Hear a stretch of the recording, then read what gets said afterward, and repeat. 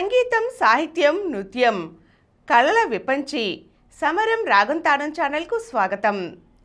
ఈరోజు మనం ప్రముఖ రచయిత, నాటక రచయిత, సామాజికవేత్త, చలనచిత్ర నటులు గిరీష్ కర్నాడ్ గారి గురించి తెలుసుకుందాం.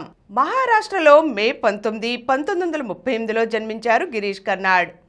1958లో కర్ణాటక యూనివర్సిటీ నుండి డిగ్రీ పట్టా పొందారు. 1963లో ఎంఏ పూర్తి చేశారు. ఆక్స్ఫర్డ్ విశ్వవిద్యాలయంలో తత్వశాస్త్రం, పొలిటికల్ సైన్స్, అర్థశాస్త్రాలను అభ్యసించారు. సామాజిక విలువల కోసం చివరి వరకు పోరాటం కొనసాగించారు. హిందుత్వవాదుల నుంచి నిర్బంధాన్ని ఎదుర్కొన్నారు. కన్నడ సినిమాలో రచయితగా, ఫిల్మ్ మేకర్గా, సామాజిక ఉద్యమకారుడిగా సమాజంలో తన బాధ్యతాయుతమైన పాత్రను పోషించారు. 1974లో పద్మశ్రీ, 1992లో పద్మభూషణ్, 1998లో జ్ఞాన్పీఠ్ అవార్డులు అందుకున్నారు.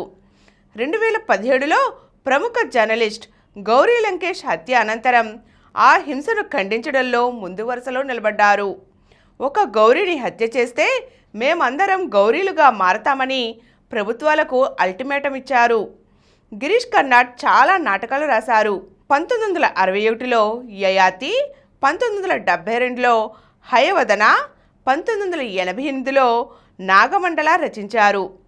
తెలుగు, కన్నడ సహా పలు భాషల్లో సినిమాల్లో నటించారు. పలు హిందీ సినిమాల్లోనూ నటించారు. దేశంలో 300 సంస్థలతో పూణేలో ఎల్గార్ పరిషత్ ఏర్పడి భీమా కొరేగాంలో దళితులు తమ ఉద్యమ ఆకాంక్షను ప్రకటిస్తే దాన్ని అణిచివేయడం కోసం హిందుత్వ శక్తులు హింసకు పాల్పడి 2 దళితులను హత్య చేశాయి.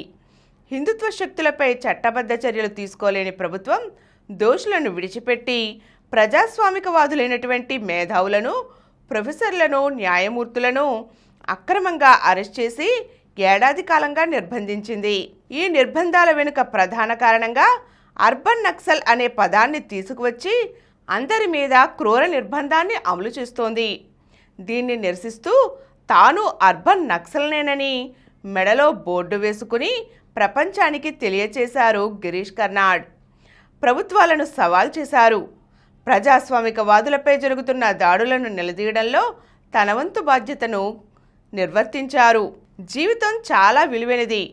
అలాగే హక్కుల కోసం పోరాడే ఏ ప్రజాస్వామిక గొంతుకలకైనా మద్దతుగా పౌర హక్కుల సంఘం నిలబడుతుందని తెలియచేస్తూ గిరీష్ కర్నాడ్ లాగా పౌర ప్రజాస్వామిక హక్కుల కోసం మేధావులు, ప్రజాస్వామికవాదులు నేటికి ఉద్యమిస్తూనే ఉన్నారు.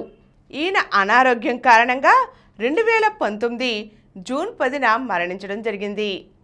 ఈరోజు మనం ప్రముఖ నటులు, నాటక రచయిత, సామాజికవేత్త అయినటువంటి గిరీష్ కర్నాడ్ గారి గురించి తెలుసుకున్నాం కదండి. మరో అంశంతో మళ్ళీ కలుద్దాం.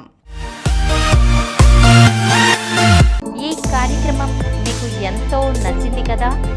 ఇటువంటి మరిన్ని వీడియోల కోసం అనతి కాలంలోనే 21 కోట్ల వ్యూస్ సాధించిన సమరం ఛానల్ సమర్పించు సమరం రాగం స్థానం ఛానల్కు సబ్స్క్రైబ్ చేయండి, లైక్ చేయండి, మీ ఫ్రెండ్స్కి షేర్ చేయండి. అలాగే ప్రక్కనున్న గంట సింబల్ని ప్రెస్ చేయడం మర్చిపోకండి.